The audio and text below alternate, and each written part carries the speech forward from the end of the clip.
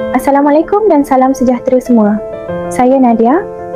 Hari ini saya nak kongsikan satu topik yang selalu sangat orang tanya, macam mana nak hilangkan bintik hitam atau masalah pigmentasi dekat muka.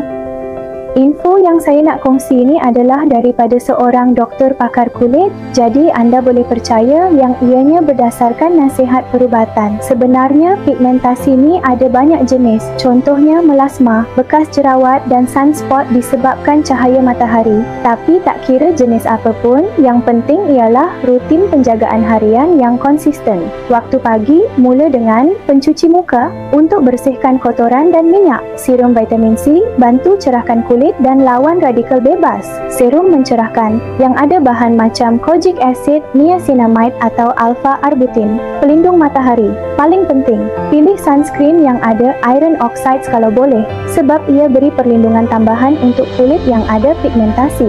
Waktu malam pula, cuci muka sekali lagi.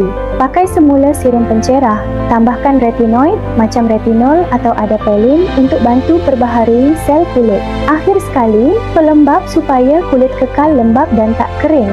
Doktor juga nasihatkan supaya 2 ke 3 kali seminggu guna produk exfoliating yang ada glycolic acid untuk buang sel kulit mati. Tapi jangan guna pada hari yang sama dengan retinol ya. Nanti kulit boleh jadi sensitif. Paling penting, jangan putus asa.